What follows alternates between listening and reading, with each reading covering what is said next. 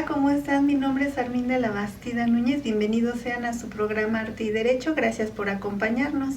Para quienes nos acompañan por primera vez, quiero comentarles que este es un espacio de análisis y de reflexión del derecho a través de manifestaciones artísticas y culturales. Si les gustan los cuentos y leyendas del Valle de Oaxaca, no deje de leer este libro, cuyo autor es Juan Carlos Crisóstomo Mendoza. Nos comenta que lo hizo con el afán de conservar los cuentos y leyendas del Valle de Oaxaca. En la entrevista nos acompaña Clarisa Camargo, es escritora, docente, investigadora y mediadora cultural oaxaqueña, catedrática en áreas como estética, ética, apreciación del arte, sociología, historia y antropología jurídica en la UAPO y en la Universidad Mesoamericana. Se desempeña como mediadora cultural en el Museo de los Pintores Oaxaqueños. Es propietaria del Centro Intercultural Rosario Castellanos y activista por la neurodiversidad en el arte desde el colectivo Integrarte. Su formación reúne filosofía del arte, historia del arte, educación, sociología y gestión cultural. Actualmente cursa el doctorado en educación, arte y cultura con una investigación sobre prácticas votivas y peregrinaje religioso. Además de su labor académica y cultural, cuenta con publicaciones sobre procesos artísticos, culturales y sociales. En el ámbito creativo ha publicado 3 poemarios. Bienvenida, Clarisa Camargo. Bienvenida, Clarisa Camargo, Arte y Derecho. Es un honor tenerte con nosotros. Muchísimas gracias por la invitación, Arminda, porque además nos volvemos a encontrar después de tantas ocasiones en que hemos coincidido, tanto en estos espacios de discusión, en estos foros de análisis, como también en el propio clima cultural de nuestro estado oaxaqueño. Sí, es un honor tenerte acá en Arte y Derecho. No sé si te gustaría conversarnos, decirnos qué significa hablar de neurodiversidad en el arte. Bueno, específicamente sobre lo que significa para los fundamentos de derecho, pues es complicado porque no existe una representación real que todavía en nuestro estado con temas que estén asociados específicamente a los derechos de personas que tienen un proceso neurocognitivo distinto, ¿no? Entonces, cuando nosotros hablamos de neurodiversidad, son cualquier gama dentro de las condiciones mentales o psíquicas que pues no se consideran eh, como o funcionales, ¿no? Dentro de un sistema cultural que es adecuado, porque bueno, nosotros siempre hemos hecho como en el colectivo de integrarte, sin etiquetarte, como esta idea de que en algunos otros contextos ha habido personas que han tenido divergencias de pensamiento, pero incluso pues pueden ser considerados chamanes o pueden ser considerados incluso visionarios o guías, ¿no? Pero nosotros vivimos en un sistema capitalista en el cual pensamos las diversidades mentales o lo que es el espectro Asperger, el espectro autista, ¿no?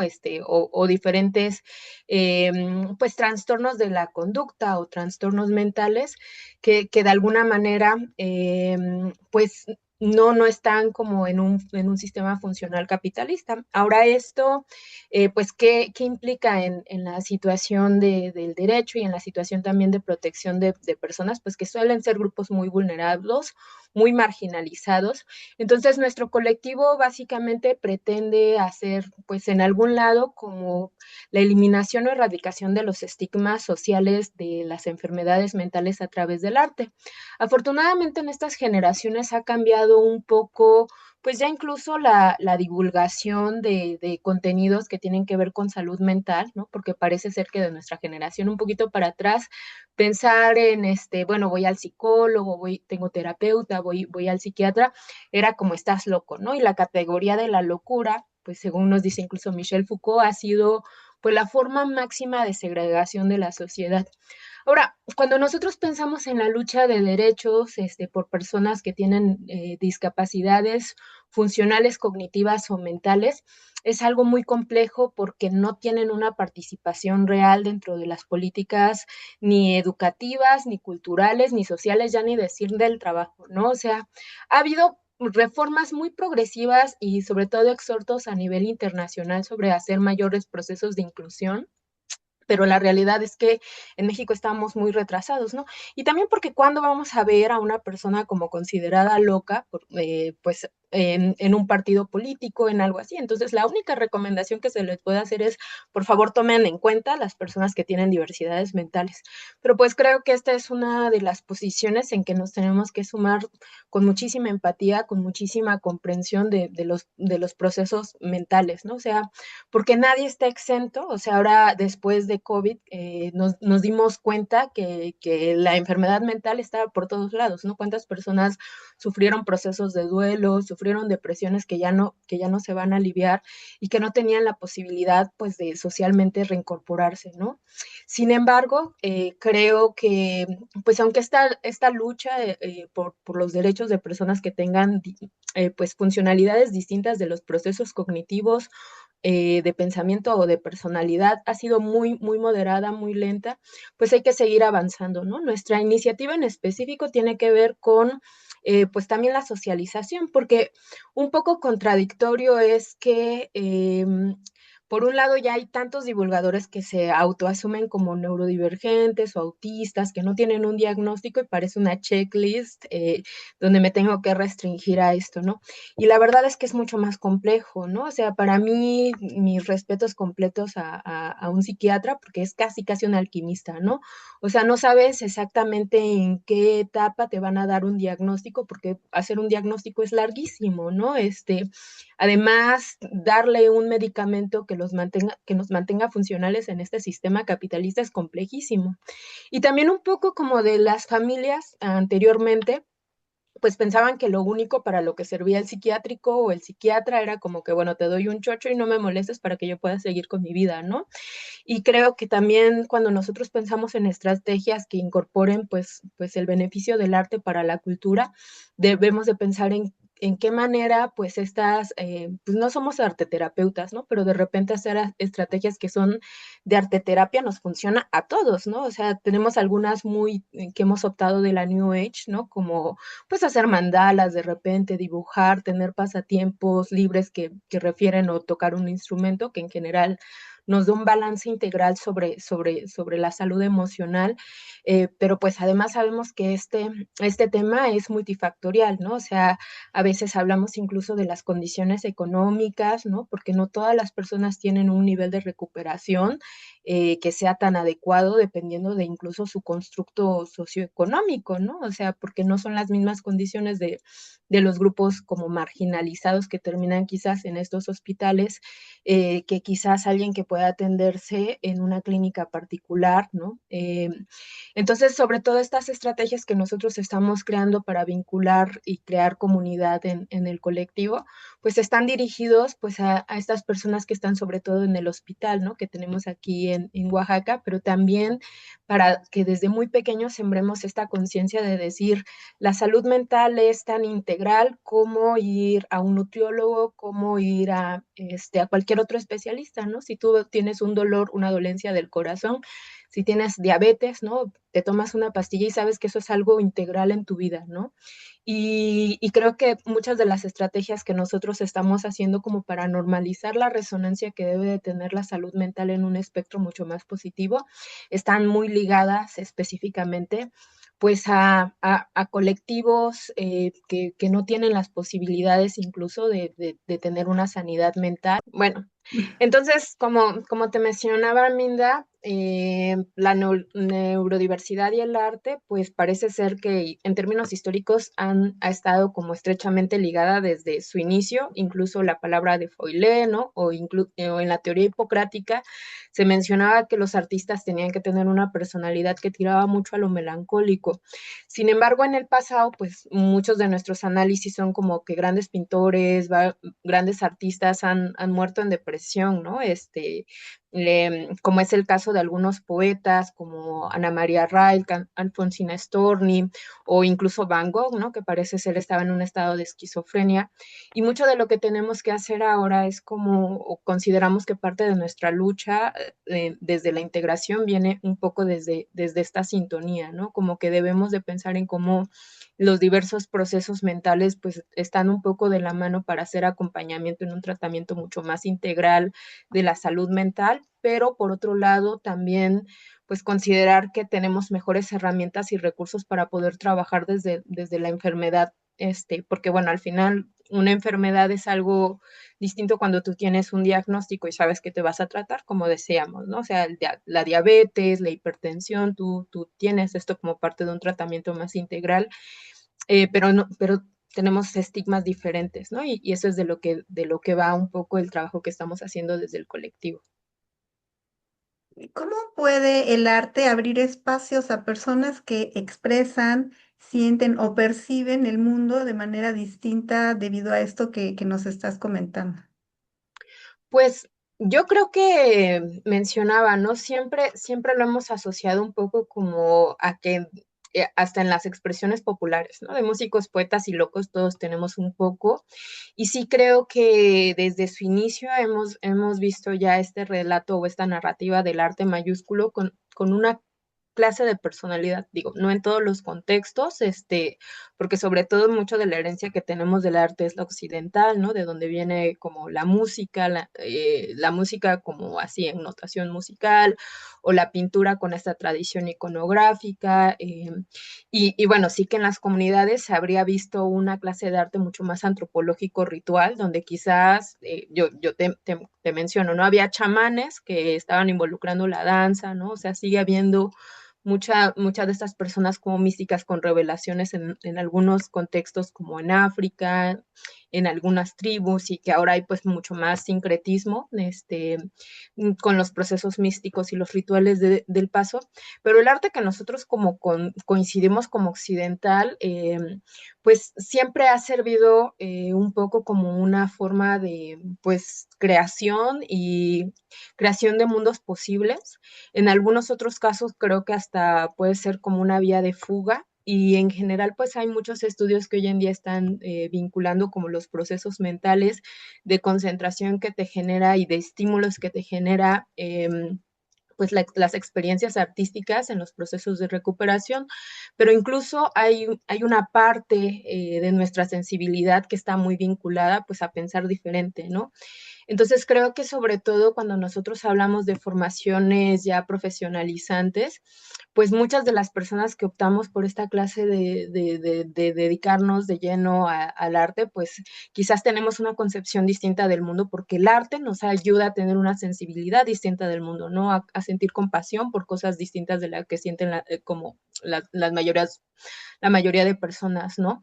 Entonces creo que el primer vínculo tiene que ver con la excepcionalidad, ¿no? Transformarte tú a través de los procesos emocionales que promueve la creación artística, pues es algo muy distinto quizás de cómo vive la sociedad cada uno de estos mismos procesos, ¿no? O sea, es un poco lógico que una persona que está en constante contacto con su sensibilidad también puede expresar esa sensibilidad para que llegue o mueva o aliente también a otras personas a transformar su propia realidad, ¿no? Entonces creo que en tanto creación de mundos posibles, pues el arte promueve ciertas sensibilidades que no son tan comunes, ¿no? Y a veces compartir, yo siempre hablo mucho del background como, pues, una persona que pasó el mismo tiempo que yo leyendo los mismos libros que yo, escuchando la misma música que yo, viendo el mismo cine que yo amo, claro que va a tener mayores referencias para comprender el mundo en esta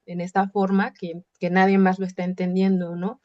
Entonces, mucho de ello creo que también está implicado con pues las premisas, sí, desde Occidente, de Voltaire y de los ilustrados, pero de esta educación en la sensibilidad artística, ¿no? O sea, como que había un exhorto muy consciente de que pues una de las grandes premisas formativas del espíritu era pues educarte con una sensibilidad en arte, ¿no? Y un poco por eso, pues incluso dentro de los programas escolares está el derecho a la democratización del arte como algo integral en nuestras propias vidas, ¿no? Por eso debemos de tener alguna clase de vínculo con la música, con la danza, más allá de que te puedas dedicar o no profesionalmente, porque te da la apertura para apreciar, experimentar y sensibilizarte ante estas propuestas y estas manifestaciones.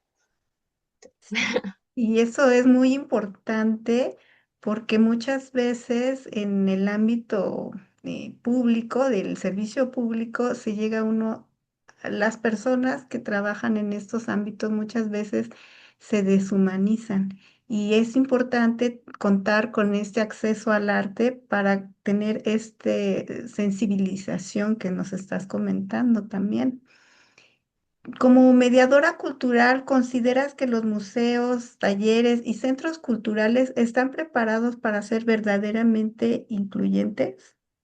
No, la verdad es que sobre todo en el sector público tenemos muchísimas carencias y yo creo que el tema de la inclusión es una de las más grandes. O sea, hemos hablado que incluso la infraestructura de la que contamos no estaba diseñada para personas que vivieran las realidades de otros centros del mundo. O sea, simplemente pensemos cuántas bancas existen para personas que son zurdas y ahí ya no hablamos ni siquiera de una capacidad distinta funcional, o sea, no tenemos.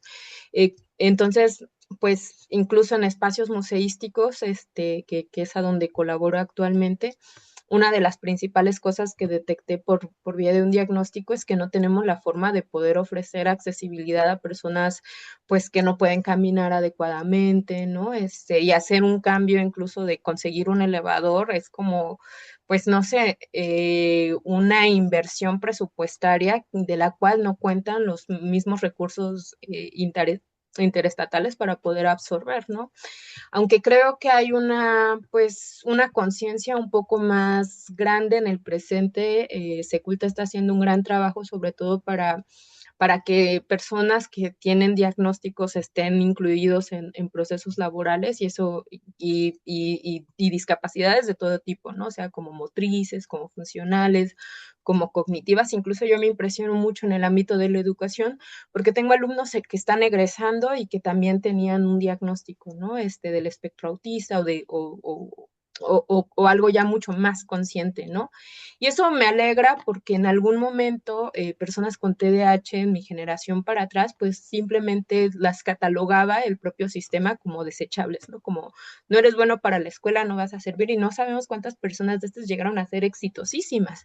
Pero también es cierto que nuestros sistemas educativos, nuestros sistemas desde las instituciones como que tenían una visión muy rígida de lo que se podía hacer y de lo que era insuficiente. Entonces, sí creo que ha habido un lento avance un poco más seguro con hacer alguna clase de modificaciones y de exhortos dentro de las políticas laborales, sobre todo, para tener algunos espacios de inclusión con personas que representan pues diversidad, pero todavía es algo que está mucho más puesto en el discurso político que en hechos concretos. Porque incluso si tenemos algunos prestadores o servidores de mi primera chamba que tienen pues capacidades distintas motrices o incluso alguna persona que lee braille, ¿no? Porque tiene debilidad visual, pues la verdad es que para que eso se transforme en una dinámica de inclusión se tiene que sistematizar y eso es un proceso pues muy lento, paulatino, con algunos buenos esfuerzos, pero también cuando simplemente lo ponemos en el discurso como una buena intención y no pensamos en cómo se agencia en lo concreto, en la praxis, en la vida real, pues ahí nos enfrentamos como a una brecha estructural enorme, ¿no? O sea, aunque yo pueda hablar políticamente pues se tienen que hacer espacios más inclusivos, pero ¿qué presupuesto tengo designado para poner rampas, para poner elevadores, para poner un sistema de braille, si ni siquiera tenemos como los recursos, ¿no? Entonces siempre va a ser una limitación en todos los sentidos de la cuestión presupuestaria en espacios institucionales, pero por otro lado sí que creo que hay pues pequeñas acciones y a veces también ahí se ve mucho la creatividad, ¿no? O sea, ¿qué tanto puedo hacer quizás algunos letreros sistema braille, ¿no? ¿Qué tanto puedo también hablar de otros lenguajes? Ahorita, por ejemplo, Seculta pues está muy interesado en la integración, en premisas, pues sobre todo de la diversidad lingüística, que es otra de las muchas diversidades, que hasta ahora el sistema industrial capitalista nos había como excluido, y pues ya se comienzan a poner traducciones en otros idiomas, ¿no? Aunque creo que son como que cada espacio institucional va a tener un poco de proceso, y va a ser muy paulatino, pues yo en general soy bastante optimista porque he visto significativos cambios en términos de incluso interconexión institucional, ¿no? Y pues estoy esperanzada de que en algún momento se puedan seguir abriendo estos espacios a través de discusión, pero también pues con representantes que promuevan la inclusión real porque sean parte de estos grupos vulnerados, ¿no? Ahorita que hablabas de lenguajes, también se considera a las lenguas indígenas en estos espacios.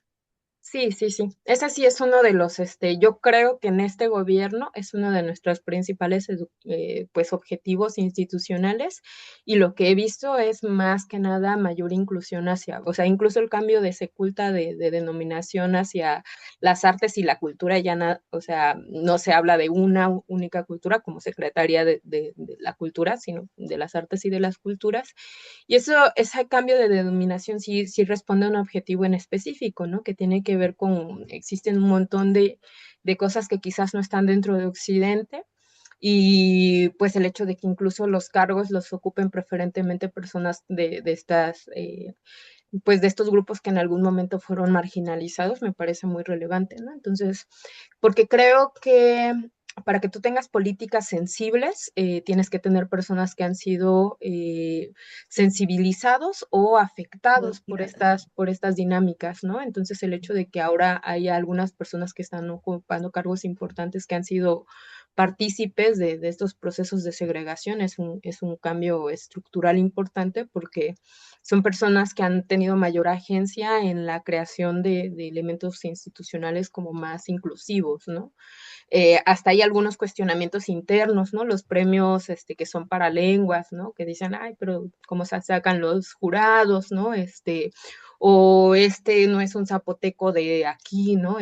Pero el hecho de que ya haya discusión es muy importante porque antes no había manera de tener una representación integral, ¿no? Entonces, que ya se puedan decir, no, no, no, este es el zapoteco del Istmo y este es el de esta región y esta es una variante, es importante porque es una discusión que antes no había habido, ¿no? O sea, que antes ni siquiera teníamos así. Eh, el menor foco de atención en no poner algo que no fuera gentrificado, ¿no? O sea, inglés y francés, ¿no? Y párale de contar. Entonces, pues yo creo que aunque muy despacio, sí ha habido algunas políticas de inclusión integral que no solamente están, que por lo menos ahora son mucho más resonadas con la diversidad lingüística, y yo espero que pronto estén como en mucho mayor concordancia hacia diversidades mentales y de otra clase de preocupaciones que siguen siendo parte de nuestra agencia política, sí. Sí, bueno, esto está relacionado también como forma parte de un derecho. Ahorita que comentabas de estos grupos que han sido vulnerados, eh, ¿cómo es que el acceso al arte y la cultura debe entenderse desde el ámbito jurídico? Pues bueno, yo especialista en leyes no soy, ¿no? Pero pues lo que sí podría decirte es que muchas de las premisas que se están promoviendo a partir de políticas culturales más integrales tienen que ver con un acceso pues que gira hacia la democratización del arte. Entonces, cuando nosotros hablamos de un proceso efectivo, participativo y ciudadano, pues antes se tomaba como muy en cuenta lo que Adorno, Horkheimer, así como estos filósofos de la Escuela de Frankfurt, decía como, hay la cultura de masas, y hoy en día pues no necesariamente vemos como que exista una cultura de masas, porque claro, se va a seguir atendiendo a que las políticas pues de repente traen a representantes pues música o de colectivos, que quizás es la cultura de masas y viene de una industria, pero también creo que el cambio jurídico hacia una inclusión diversa también tiene que ver con estas políticas que socializan pues dinámicas culturales como esto, ¿no? El apoyo a lenguas, bailarines, creadores que no necesariamente están dentro del discurso occidental, lo cual me parece a mí brillante.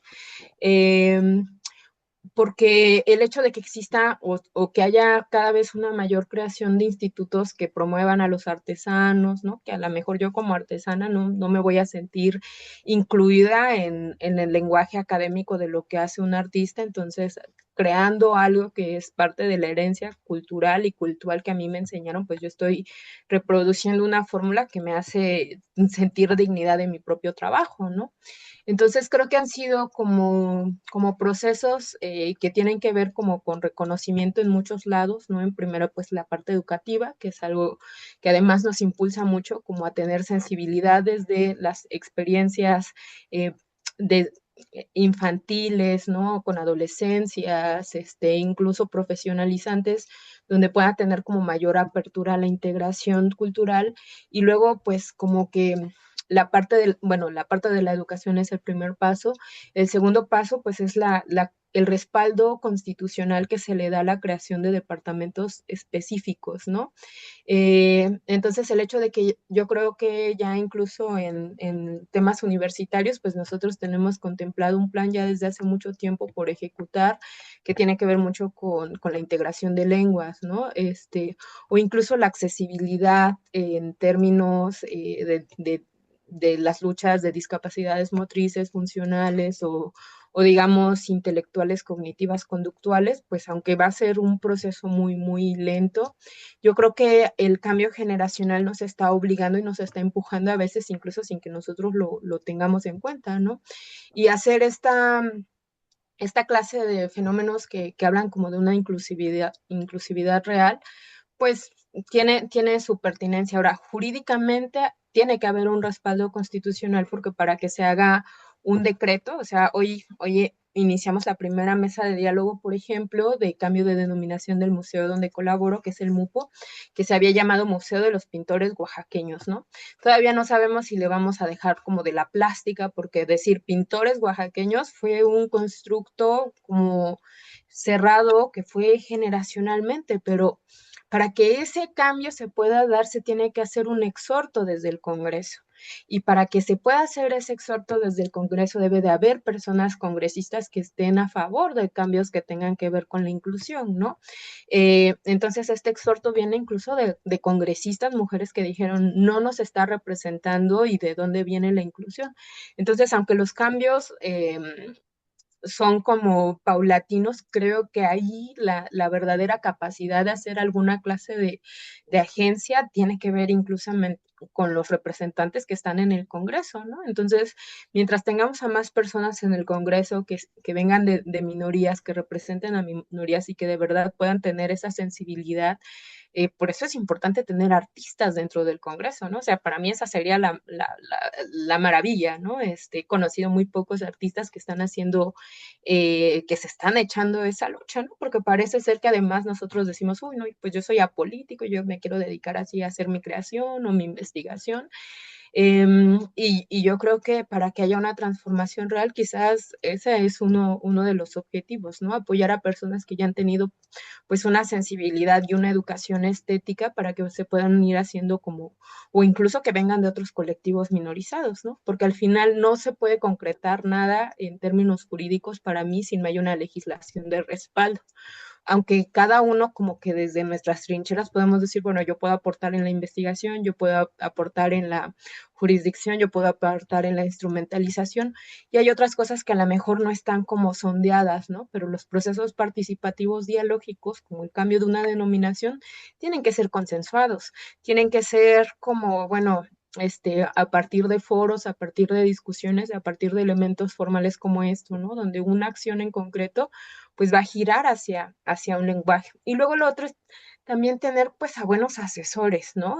Porque a lo mejor no todos vamos a estar en el papel de la representación de un líder, pero pues te puedes rodear de un equipo multidisciplinario que pueda decir cuáles son las limitaciones del proyecto, ¿no? Pero para eso hay que tener una visión mucho más amplia, ¿no? Y también pues estas herramientas críticas que te puedan decir, para que haya un cambio jurídico real, ¿no? Conciso, democrático, institucional, efectivo, pues tienes que estar acompañada de una persona o de muchas personas o de un grupo de personas que te puedan decir esto es pertinente, esto no, y yo sí creo que como que todo tiene que estar sujeto a la creación de leyes que además sean representadas y consensadas por personas que pertenecen a estos colectivos minorizados.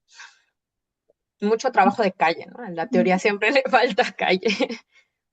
Siempre he pensado eso, que el Congreso debe tener una participación de toda la sociedad, porque muchas veces no hay en determinadas profesiones que desconocen las leyes, abogados o artistas, como lo estás comentando, y en todos los diversos ámbitos que legislan y no saben en muchas ocasiones el tema que se está Y hablando. además no se quieren aventar la chamba, ¿no? O sea, tengo un amigo que estuvo un tiempo de subsecretario de Cultura allá en Colima y le tiraban durísimo, ¿no? Y yo digo, pero ¿quién se quiere aventar esa chamba, ¿no? O sea, por más que tenga sus limitaciones de operatividad por la propia disciplina formativa de la que venga, claro que siempre va a haber como en términos políticos, pues no podemos hacer algo así, ¿no? Todos estamos parcializados, pero yo digo, pero, o sea, realmente, ¿quién quiere hacer política, no? O sea, parece casi que nos han enseñado, incluso yo, pues, mucho tiempo huí de esos temas, como que solamente hay sistemas de corrupción y yo creo que hay gente también noble moviendo piezas en el escenario porque responden a preocupaciones reales, ¿no? Entonces también yo creo que hay pues como que así como para un jurista, tú lo sabes, ¿no? No es excusa no tener una sensibilidad artística para poder asistir a museos y así, o un contador o un médico, pues el colectivo del que yo te hablo lo inició una psiquiatra, ¿no? Sabiendo que se estaba atendiendo a una necesidad que el arte podía dar, que no lo podían dar los medicamentos. Pero creo que así como nosotros los artistas tratamos de sensibilizar a personas que son fuera como del colectivo, y esa es una de nuestras trincheras relevantes, también creo que pues por otro lado, atrincherarnos desde cómo nos posicionamos para hacer exigencias. O sea, el sueño de mi vida, yo ya lo menciono acá, pues sería hacer incluso algún gremio, algún sindicato de artistas, ¿no? Creo que nada más en los 70 hubo algo similar con artesanos, porque también es una trinchera política que es muy relevante en nuestra entidad y que no sabemos, ¿no? Pero bueno, yo creo que faltará un poco de tiempo para que se puedan instrumentalizar todas esas cosas, pero respondemos a exigencias reales y se tienen necesidades reales que de repente desde lo individual y desde lo apolítico no se van a atender, ¿no? Sí, sí, sí, eso pensaría. Sabemos que también eres poeta y cuentas con poemarios publicados. ¿Podrías compartirnos una poesía tuya y contarnos qué hay detrás de esa poesía? Bueno, en este caso voy a compartirles algo de una revista que sacamos por iniciativa hace como 2 años. Eh, Se sacaron 4 ejemplares de unas pequeñas revistas formato fanzine que están disponibles en la web. Este proyecto se llamó Castellanízate porque pues el centro en el que trabajo un poco también guiada por los objetivos de la democratización de la cultura, pues se llama Rosario Castellanos, en honor a la gran poeta y escritora y ensayista chiapaneca. Y pues en este caso, pues este está disponible en la web, también sacamos muy poquitos ejemplares, no sé si más adelante lo vamos a seguir trabajando, porque bueno, pues esto que te mencionaba como de la falta de recursos siempre va a ser ahí un tema interesante, pero seguramente vamos a sacar pues unas próximas publicaciones con este tema. Entonces, mi abuelita acaba de fallecer, me gustaría leer algo en honor a ella. Ella murió, pues el 17 de abril Lo y siento pues este se mucho. llama, no te preocupes, y este se llama Malena. Ya no estás fuertecista para resistir embates de la edad. Escuchas con atención, pero no consigues recordar. Preguntas un par de veces, historias que te repito, cuando olvido mi temprana adultez autoexigida y pierdo empatía frente a tu anunciada infantilidad. Fuiste madre por partida doble, y ahora en tu senectud he de cuidarte, velarte, amarte en proporción apenas calculada a tu seno infinito. Tu piel se ha llenado de manchas, tus ojos se han gastado. Miramos casi con descrédito el paso del tiempo en los semblantes. Las fotos recuerdan tu reinado en el pueblo que amamos muchísimo, donde fueron muy pero muy felices y queridas, con su abuelito, papá que jugaba a los trastecitos, las modas y vestidos tan fuera de época, de atavios, en una canasta llena de flores de camino al hogar. Mirarte es recordar el ser que hiciste de mí, las personas en las que nos hemos convertido, a quienes ayudamos. Supiste dar tanto amor en un plato que compartiste al mundo y servir en la mesa un taco que volverá a nuestros hijos en algún momento, algún día, cuando estén fuera. Con esa filosofía nos educaste, criaste para criar. Sin ti en la casa, siendo madre eterna y previsora, difícilmente alcanzaría en el lugar en el que estoy, en el tiempo que fui. Y bueno, tengo, la verdad, la mayoría de los poemarios que tengo publicados son más sobre amor y desamor. Ahorita estoy trabajando en algo que pueden encontrar algunas cosillas en línea también, igual como que siguiendo Clarisa Camargo. Tengo un poemario en inglés, tengo pues algunos blogs donde se está trabajando un proyecto que se llama Herterexia. Ese es más o menos de apostasías poéticas, ¿no? Utilizo como lenguaje bíblico encriptado para hablar un poco y en ese es en el que estoy trabajando actualmente y pues bueno, la verdad como que mi poesía es como lo menos, pues lo más confrontativo con mi propia personalidad, pero también encontramos en el lenguaje en general de la creación artística, pues la poesía como una vía muy importante y pues sí, ¿no? Pero bueno, la verdad es que eso me da un poco más de pena que otras cosas, pero bueno, igual pueden encontrar varias de las publicaciones y cosas así como mi trabajo como académica lleva mi apellido, ¿no? Paterno, Clarisa Pérez Camargo, pero mi trabajo creativo, Clarisa Camargo, nada más, sí tiene como más, poesía, ¿no? Dibujos, cosas así. Pues nada más. Pues fue increíble tenerte aquí en el programa porque eres una persona polifacética con muchas vertientes muy interesantes. Te agradecemos muchísimo que te hayas dado el tiempo y nos hayas obsequiado esta entrevista y espero que no sea la única ocasión. Muchas gracias por haber aceptado. Pues muchísimas gracias a ti, Arminda, y pues para todas las personas que siguen pues tu canal. Siempre es un honor encontrarme contigo en estos espacios, fuera de ellos. Es muy importante que estés haciendo pues esta labor de difusión cultural, de creación, pues de diálogo, ¿no? Porque antes casi dependíamos de las instituciones para poder dar apertura a nuestro pensamiento y hoy en día sabemos que desde nuestras casas, utilizando el lenguaje que podemos, las herramientas y los recursos que disponemos, pues es muy inspirador que no has detenido para nada tu trabajo de divulgación y de difusión, ¿no? Entonces, enhorabuena por tu trabajo, Arminda, enhorabuena también a su audiencia, que sigan apoyando estas iniciativas, que se suscriban a su canal, ¿no? Que apoyen a la creación de esta clase de contenido y pues que no dejen de vernos. Pues un honor para mí, Arminda, platicar contigo. ¿Algo más? Pues muchísimas gracias y también a todas las personas que nos acompañan. Nos vemos. Hasta pronto. Hasta la próxima.